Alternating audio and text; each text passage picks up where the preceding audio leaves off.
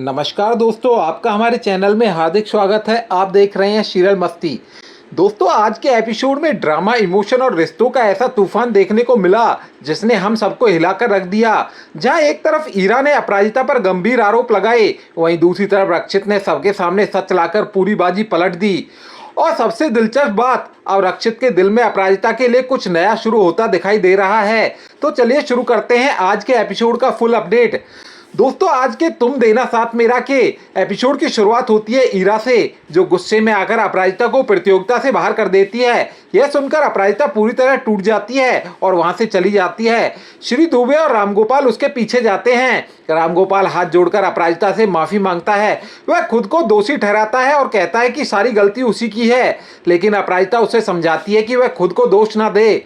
इधर आराध्या परेशान होकर रोने लगती है। उसे डर है कि अब न तो पैसे मिलेंगे और न ही उसकी शादी हो पाएगी। बुआ भी ताना मारते हुए कहती है कि आराध्या को सिर्फ अपनी शादी की चिंता है, लेकिन अपराजिता हार मानने वालों में से नहीं है। वह आराध्या को दिलासा देती है कि वह इतनी आसानी से हार नहीं माने। इसके बाद वह वहां से निकल जाती है और रामगोपाल भी उसके पीछे चला जाता है। कुछ देर बाद कहानी में बड़ा ट्विस्ट आता है। ईरा ऑफिस में अपराजिता को डांटती है और उस पर धोखाधड़ी का आरोप लगाती है। ईरा कहती है कि अपराजिता को पहले कई मौके मिले हैं और उसी का फायदा उठाकर वह जीत रही है। रामगोपाल तुरंत अपराजिता का पक्ष लेता है। वह ईरा से कहता है कि अपराजिता झूठ नहीं बोल रही। वह उसे बेटी कहकर पुकारता है और एक बार उसकी बात सुनने की विनती करता है, लेकिन ईरा का गुस्सा शांत नहीं होता। वह कहती है कि उसके पास अपराजिता के खिलाफ सबूत है। फिर वह रामगोपाल से सवाल करती है कि क्या उसके पास अपने दावों को साबित करने का कोई सबूत है।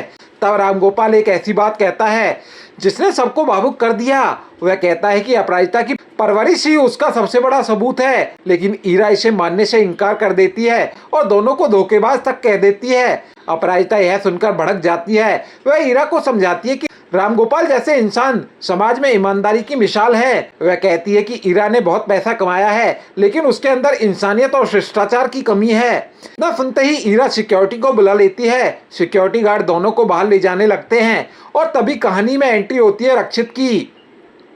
रामगोपाल ईरा के सामने घुटनों पर बैठकर माफी मांगने लगता है। यह देखकर अपराजिता और रक्षित दोनों हैरान रह जाते हैं। रक्षित तुरंत ईरा से पूछता है कि आखिर यहाँ क्या चल रहा है।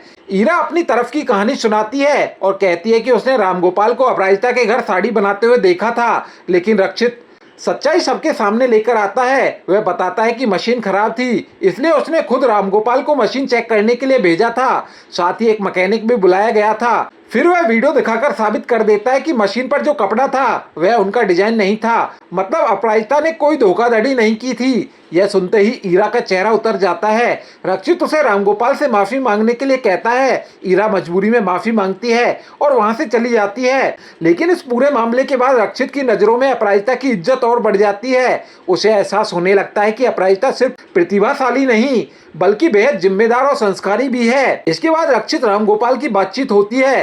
रामगोपाल बताता है कि अपराजिता अपनी बहन आराध्या की शादी के लिए दिन रात मेहनत कर रही है। यह सुनकर रक्षित भावुक हो जाता है। उधर आराध्या की मुलाकात विवान से होती है। तभी उसे पता चलता है कि विवान रक्षित का छोटा भाई है।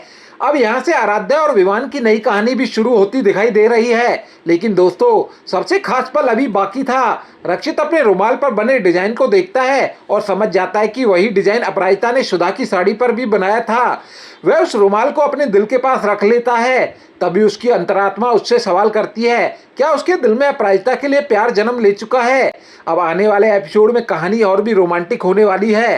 प्रीकैप में दिखाया जाएगा कि अपराजिता को कहीं पहुंचने की जल्दी होती है। तभी रक्षित स्कूटर लेकर आता है और उसे लिफ्ट ऑफर करता है। पहले तो अपराजिता मना करती है क्योंकि उसे स्कूटर पर बैठने में काफी डर लगता है, लेकिन रक्षित उसे भरोसा दिलाता है कि वह उसे कभी गिरने नहीं देगा और आखिरकार अपराजिता उसके पीछे बैठ जाती है। तो दोस्तों, क्या रक्षित सच में अपराजिता से प्यार करने लगा है? क्या ईरा अब भी अपराजिता के खिलाफ नई चाल चलेगी और क्या आराध्या और विवान की जोड़ी भी बन जाएगी?